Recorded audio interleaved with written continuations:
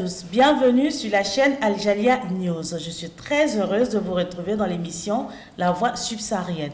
Vous m'avez beaucoup manqué et j'espère vous avoir manqué aussi. Aujourd'hui, nous avons deux invités, l'un qui nous vient du Cameroun et l'autre de la Côte d'Ivoire.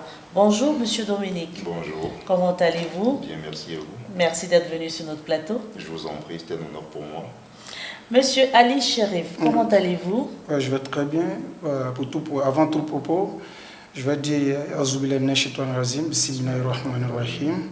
Allahumma salli ala Sayyidina Muhammad, kama sallaita ala Ibrahim wa ala ali Ibrahim, wa barik ala Muhammad wa ala ali Muhammad, kama barakta ala Ibrahim wa ala ali Ibrahim, fil alamin innaka hamidun majid.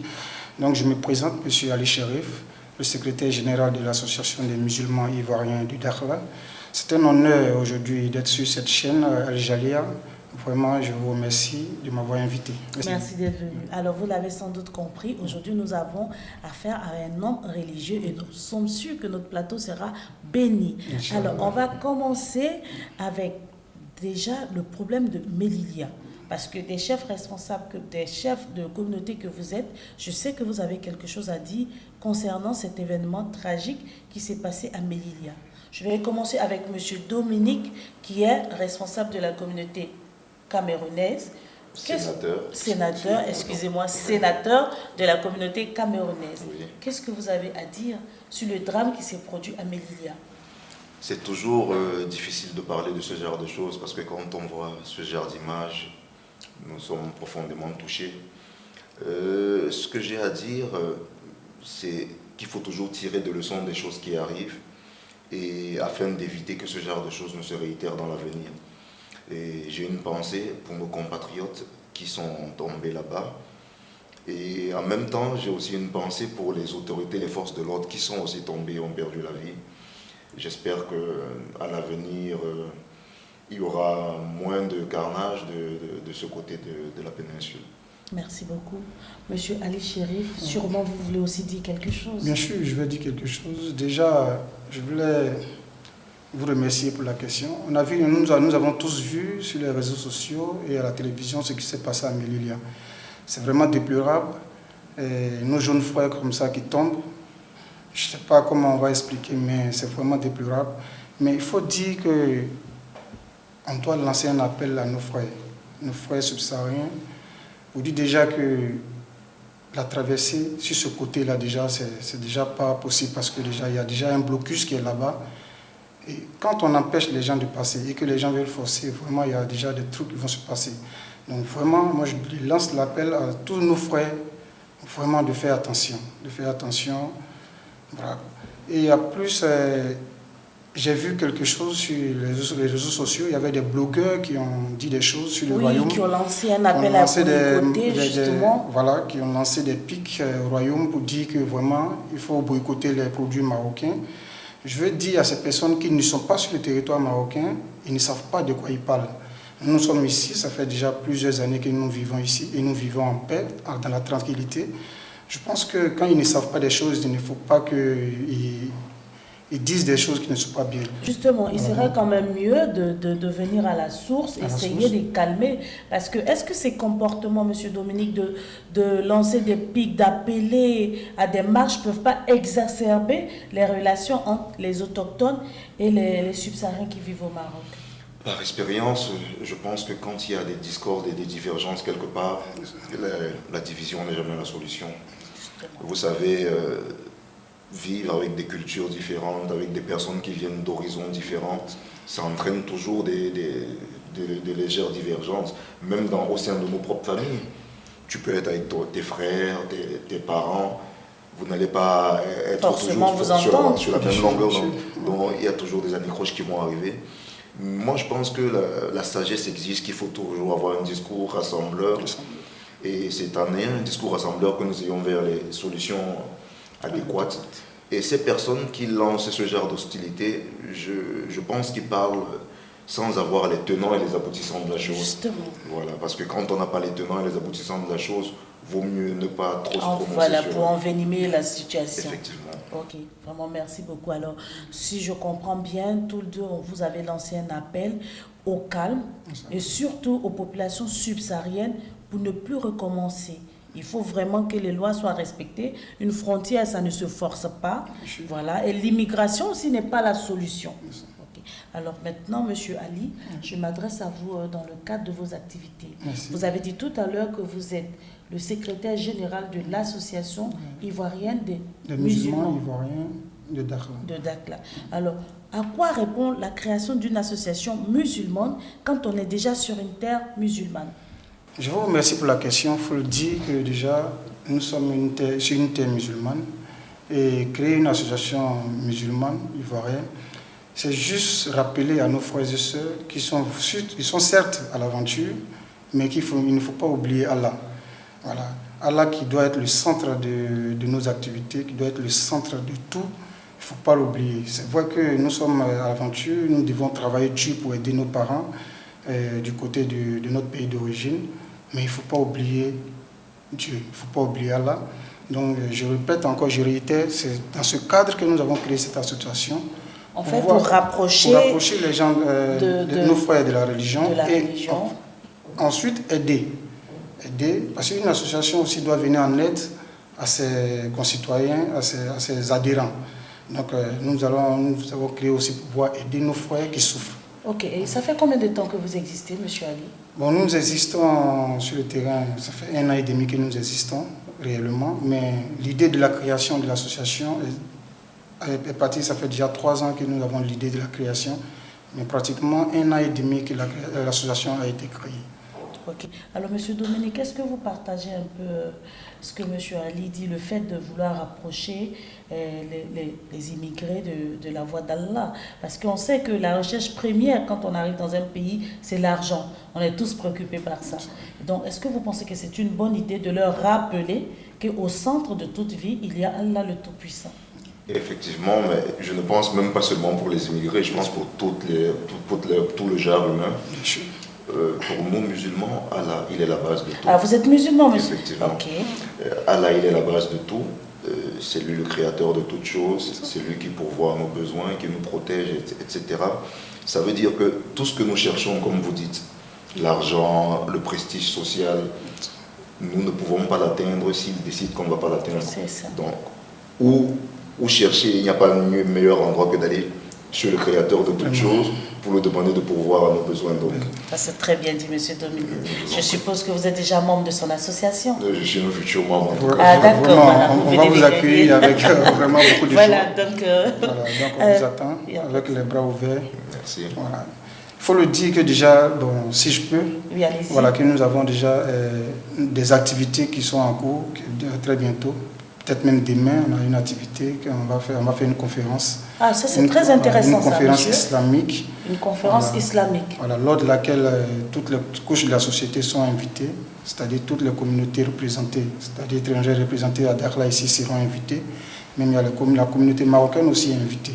Nous avons des oustas, des conférenciers et des invités. Donc c'est pour dire que l'association est pour tout le monde, parce que l'islam déjà prône le vivre ensemble et la paix. Donc, et aussi la tolérance. Et la tolérance. Parce que moi, excusez-moi, quand j'étais dans mon pays, voilà, on entendait dire ça, mais on n'avait pas la mesure de la notion. Et depuis que je suis là, je peux garantir une chose, l'islam est la religion de la tolérance, parce que je le vois au quotidien avec ce peuple avec qui nous vivons. Et ça, je le dis clairement, l'islam est la religion de la tolérance. Okay. J'espère que votre appel a été lancé. Donc, Monsieur Ali, vous parlez d'une conférence qui aura lieu demain jeudi, de 15h à 20h à Aïe Salam, à la salle, au foyer des jeunes. Au foyer des jeunes de Aïe Salam. Tout le monde est invité. Voilà, tout le monde est invité. C'est pour tout le monde, les musulmans comme les non-musulmans. Okay, je vous remercie. Merci. Alors, nous allons passer maintenant à vous, M. Dominique. Vous nous avez parlé de votre responsabilité tout à l'heure. En plus d'être le responsable, vous avez dit le sénateur de la communauté camerounaise. Oui. Vous êtes aussi responsable de la gestion des stocks dans une entreprise. Comment on arrive à concilier ces deux postes? Est-ce que c'est facile? Non, c'est jamais facile. Et il faut de la discipline. Il faut d'abord de l'amour pour ce qu'on fait. Parce que quand vous faites deux choses et que vous n'avez pas d'amour pour ça, vous n'arriverez jamais à concilier les deux pôles. Donc, il faut de l'organisation, de la discipline et de l'abnégation. Et avec le temps, ça devient de la routine. Ok. Mais comment vous avez pu aimer le travail que vous faites? Par exemple, travailler dans une unité frigorifique, je suppose que vous ne l'aviez pas fait au pays. C'est ici que vous l'avez découvert. Alors, comment est né cet amour pour qu'aujourd'hui vous puissiez gravir les échelons jusqu'à être responsable? Oh, je rejoins mon frère Ali. On parlait de l'islam tantôt. Oui.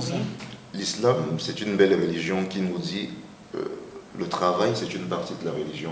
Ah, ça veut dire bien faire son travail, c'est comme une adoration. C'est une recommandation Voilà. d'Allah le Tout-Puissant. Effectivement, donc, je me suis adapté à cet horizon que je ne connaissais pas avant et j'ai commencé à prendre des repères et je me suis dit, ok, quand tu t'engages à faire quelque chose, il faut bien le faire.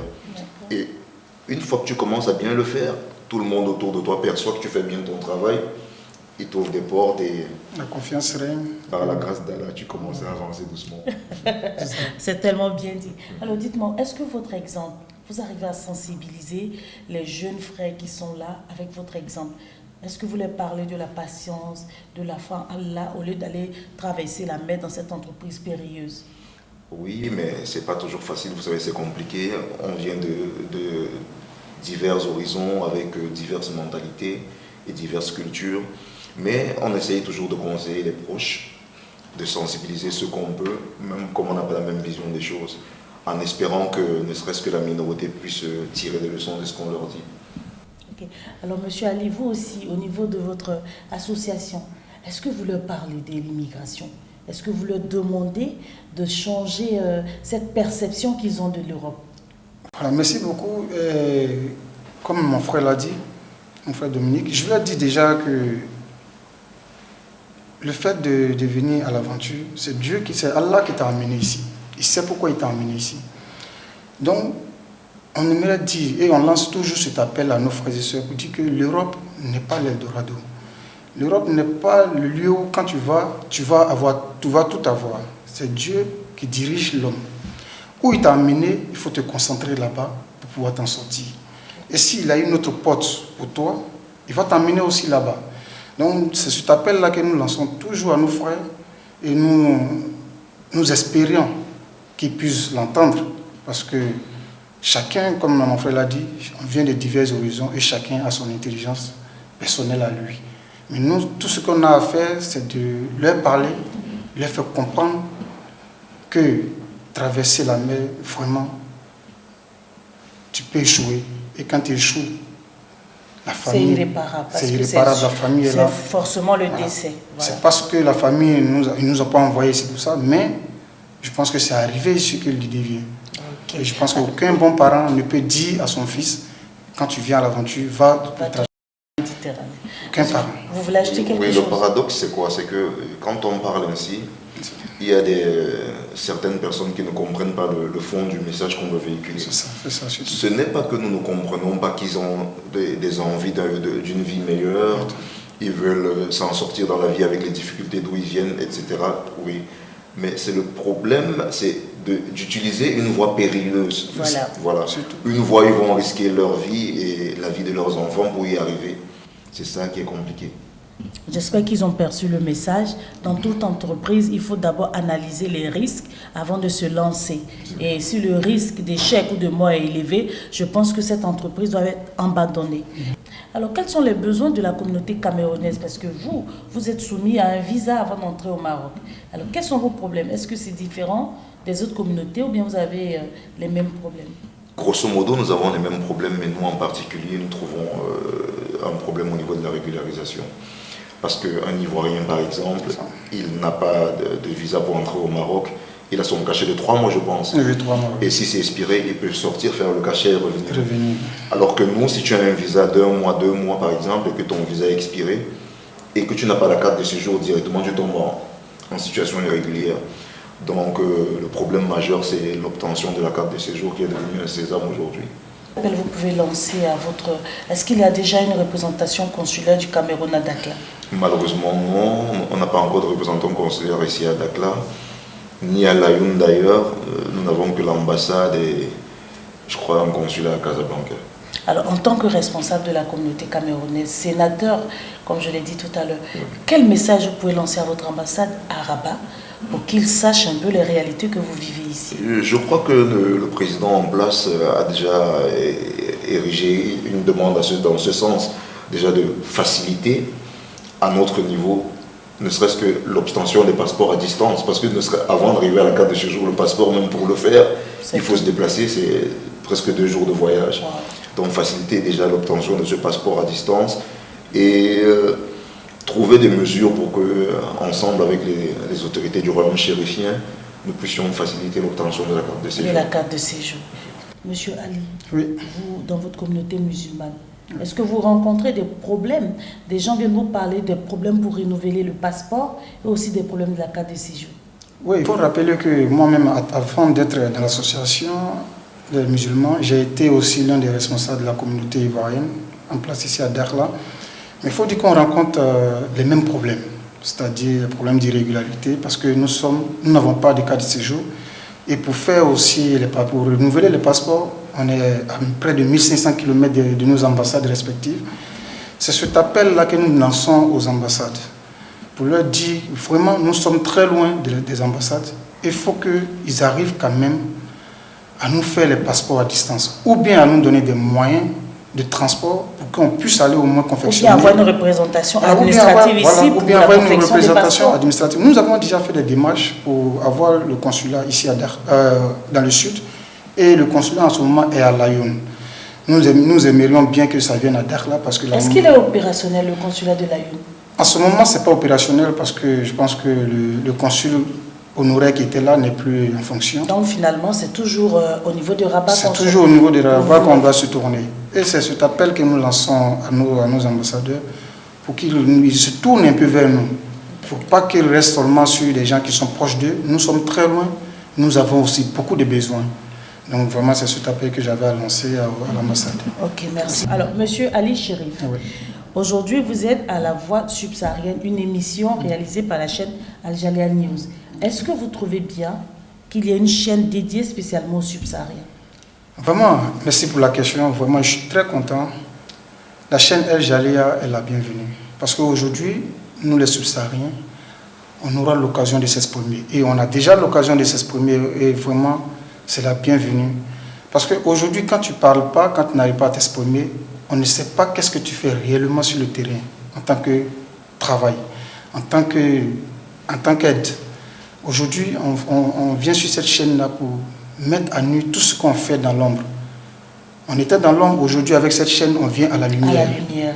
Et vraiment, je remercie cette chaîne et qu'Allah donne longue vie à cette chaîne et que tous ceux qui sont dans l'ombre, qui travaillent pour que cette chaîne puisse avoir, qu'on appelle, du succès, qu'Allah bénisse tout le monde.